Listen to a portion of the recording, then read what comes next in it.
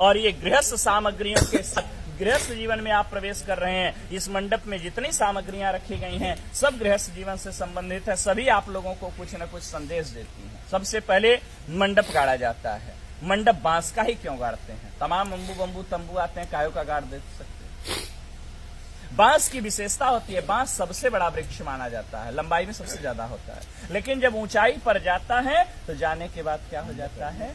झुक जाता है। यह बांस वर और कन्या को आप लोगों को यह संदेश देता है कि जीवन में आप लोग कितने ही ऊंचाई पर क्यों न जाइएगा, हमेशा अपने श्रेष्ठों के प्रति विनम्रता का भाव रखिएगा, क्योंकि नमंती फलिनो वृक्षा नमंती गुणिनो जना शुष्क वृक्षाश मूर्खाश न नमंती कदाचन। फलने वाला वृक्ष और गुणी व्यक्ति हमेशा झुके रहते हैं, मूर्ख व्यक्ति और सूखा पेड़ कभी झुकता नहीं।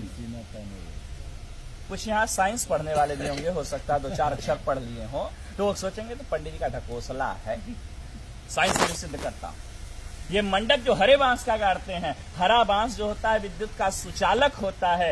मंडप को कुश और काश से छाते हैं। कुश और काश जो होता है वो कुचालक होता है, ठीक है ना। ये सुचालक होता है, वो कुचालक होता है, ठीक है ना। वो नॉन कंडक्टर है, ठीक है ना। तो इसीलिए यदि आकाशीय विद्युत गिरे तो मंडप में बैठे हुए लोगों के ऊपर, वर कन्या के ऊपर उस विद्युत का कोई प्रभाव न हो, उसी बांस के माध्यम से वह अर्थ में समाहित हो जाए, धरती में चला जाए। इसी कारण इसीलिए हरे बांस का मंडप लगाया जाता है। भारत कृषि प्रधान देश है और कृषि कार्य बिना हल के संपादित नहीं होता, इसलिए हरीश गाड़ा जाता है।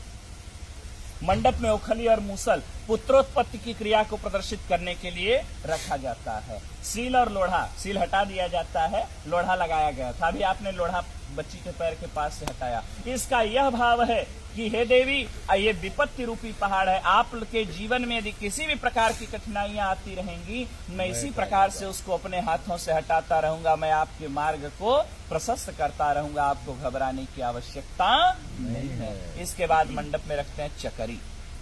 चकरी कहाँ रखेंगे? चकरी के 2 पार्ट होते हैं, दोनों पार्ट अलग अलग होते हैं, लेकिन ये पार्ट जुड़ते किससे हैं? एक खूंटी से जुड़ते हैं, ठीक है ना। जब तक ये दोनों पार्ट खूंटी से जुड़े रहते हैं तब तक इसमें रहर डालिए, मटर डालिए, चना डालिए, कितना कड़ा पदार्थ डालिए, सबको दलते हुए बाहर कर देता है। लेकिन जिस दिन ये खूंटी टूट जाती है उस दिन दोनों पार्टों का कोई महत्व नहीं रह जाता। यह वर और कन्या भी चकरी के 2 पार्ट के समान है और ये वर और कन्या जो आज पति पत्नी के रूप में परिणत होने जा रहे हैं, पति पत्नी का रिश्ता जो होता है एक विश्वास का रिश्ता होता है। जब तक विश्वास है तब तक पति पत्नी का जीवन बड़ा सुंदर होता है, कितना अभाव रहे, कितना प्रभाव रहे।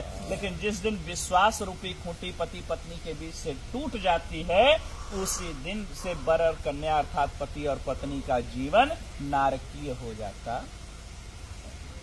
इसी भाव को प्रदर्शित करता है यह चकरी। हाँ, सुग्गा। सुग्गा क्यों लगाते हैं मंडप में? सुग्गा मीठा बोलता है। बोले महाराज सुग्गा से भी मीठा तो कोयल बोलती है, कोयल लगा देना चाहिए था। बोले तोते की दूसरी विशेषता है, तोता मिर्चा खाता है लेकिन फिर भी मीठा बोलता है। यह संदेश आप लोगों को तोता देता है कि जीवन में आप लोगों को कोई कितना ही कटु अनुभव क्यों न कराए, कोई कितना ही कड़वा आप लोगों को क्यों न बोले, आप हमेशा प्रेम से